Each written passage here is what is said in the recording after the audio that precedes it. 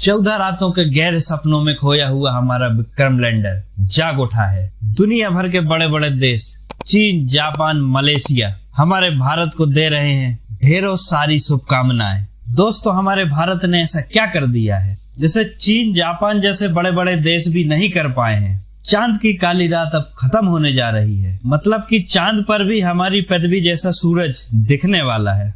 आपके मन में भी सवालों का बवंडर उठ रहा होगा कि क्या चंद्रयान 3 जाग गया है, क्योंकि हमारे महान वैज्ञानिकों ने 2 सितंबर के दिन इसके प्रज्ञान रोवर को और 4 सितंबर के दिन विक्रम लैंडर को एक गहरी काली नींद में सुला दिया था, वो भी चांद के साउथ पोल पे।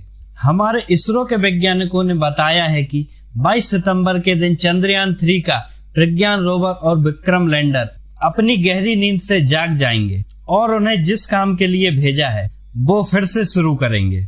दोस्तों, ये 14 दिन कैसे निकल गए मालूम नहीं चला और 22 सितंबर नजदीक आ चुका है और आप सभी के मन में कई सवाल उठ रहे होंगे कि क्या हमारा विक्रम लैंडर जिंदा है, क्या हमारा रोवर जाग चुका है और अब चंद्रयान 3 चांद पर क्या करने वाला है, और ये क्यों चीन जैसे बड़े बड़े देश हमें अचानक इतनी सारी बधाइयां दे रहे हैं। इन्हीं सब प्रश्नों के उत्तर जानने के लिए वीडियो के लास्ट तक जरूर बने रहें। हमारे भारतीय वैज्ञानिकों ने प्रज्ञान और विक्रम को एक ऐसी जगह पर सुलाया था ताकि चांद पर जैसे ही सुबह हो तो सूर्य की पहली किरण प्रज्ञान और विक्रम लैंडर के सोलर पैनल पर सीधी आके पड़े, जिससे कि 14 दिनों से सोए हुए हमारे जाबाज फिर से चार्ज हो जाएं और फिर अपने एक्सपेरिमेंट में दोबारा लग जाएं। चांद के साउथ पोल पर 4 सितंबर के दिन रात होना शुरू हो गई थी। जैसा कि आप सभी लोग जानते हैं कि चांद पर पृथ्वी के 14 दिन के बराबर एक रात और एक दिन होता है। चांद पर 14 दिनों तक की लंबी रात होने के कारण यहाँ का तापमान काफी कम हो जाता है, जिससे कि ठंडी बहुत ज्यादा बढ़ जाती है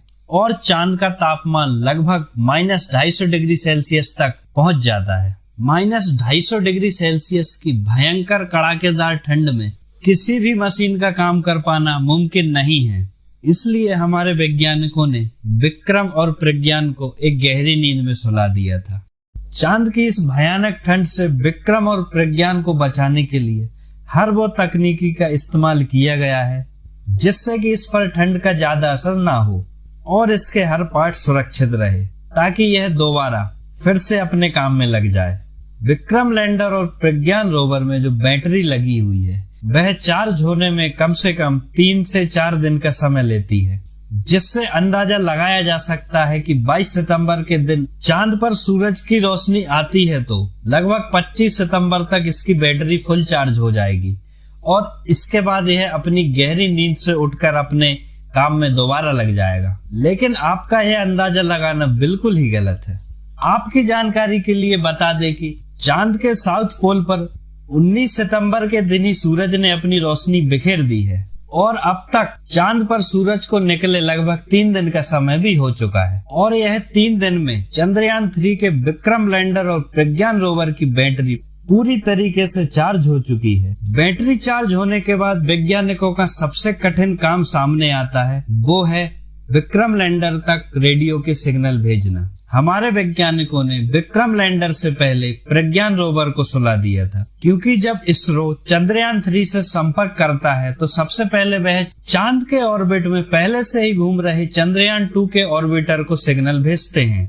उसके बाद ऑर्बिटर पृथ्वी से सिग्नल को रिसीव करके विक्रम लैंडर के पास भेजता है। ऐसे में विक्रम लैंडर को पहले बंद न करके प्रज्ञान रोवर को पहले बंद किया गया, लेकिन अभी भी इसे पूरी तरह से बंद नहीं किया गया था। कुछ रिसीवर्स और सेंसर्स को चालू रखा गया था ताकि जैसे ही सूरज की किरण इस पर पड़े तो यह सिग्नल पृथ्वी पर भेज सके और हमारे वैज्ञानिकों को इसकी जानकारी मिल जाए। फिर हमारे वैज्ञानिकों द्वारा वापस चांद पर सिग्नल भेजकर विक्रम और प्रज्ञान को वापस जगा दिया जाएगा ताकि वह अपने काम को फिर दोबारा कर सके। चंद्रयान 3 ने चांद पर बहुत ही महत्वपूर्ण खोजें कर ली है, जिसमें sulphur, oxygen, magnesium, titanium, chlorine और आयरन जैसे एलिमेंट शामिल हैं। प्रज्ञान रोवर ने यह खोज लेजर डिटेक्शन विधि के द्वारा की, लेकिन अभी हाइड्रोजन की खोज करना इसके लिए एक बहुत बड़ा टास्क है।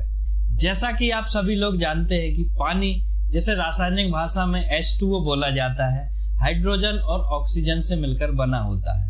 अगर चांद पर हाइड्रोजन की खोज भी हो जाती है तो हमारा रोवर वहां पे पानी का पता भी लगा लेगा। यही हमारे चंद्रयान 3 का मुख्य मकसद था। अब हमारे वैज्ञानिक विक्रम लैंडर के पास सिग्नल भेजेंगे और उसे जगाने की पूरी कोशिश करेंगे, क्योंकि दोस्तों चांद पर सूरज को निकले 3 दिन का समय हो चुका है, तो ऐसी उम्मीद की जा रही है कि इनकी बैटरी भी पूरी तरह चार्ज हो गई होगी। बस अब एक सही समय का इंतजार किया जा रहा है ताकि हमारे चांद के सिपाही फिर से एक बार और उठ खड़े हो। इस बार विक्रम लैंडर 400 मीटर की दूरी तक जाकर चांद में हुए बड़े बड़े गड्ढों का विश्लेषण करेगा और यह जानकारी भारत के वैज्ञानिकों को देगा। जब वैज्ञानिकों ने हमारे लैंडर और रोवर को एक गहरी नींद में सुलाया था तो उसके लिए एक ऐसी जगह का सिलेक्शन किया गया था जो कि प्लेन हो, ताकि जब भी सूरज की रोशनी आए तो वह पूरी तरीके से सोलर पैनल को कवर करे। विक्रम लैंडर में 3 तरह के हाई क्वालिटी वाले सोलर पैनल लगाए गए हैं, जिससे अगर सूरज की रोशनी किसी भी एंगल से आती है तो यह वह तीनों पैनलों द्वारा ऑब्जर्व कर ली जाएगी। लेकिन वहीं दूसरी तरफ प्रज्ञान रोवर में सिर्फ एक ही सोलर पैनल लगा है, इसलिए उसको एक सटीक एंगल में रखना बहुत जरूरी है, जिसपे हमारे वैज्ञानिकों ने विशेष ध्यान दिया है। दोस्तों, आपके मन में सवाल आ रहा होगा कि जब बैटरी पूरी तरह चार्ज हो चुकी है तो अब इन्हें अपनी गहरी नींद से उड़ जाना चाहिए,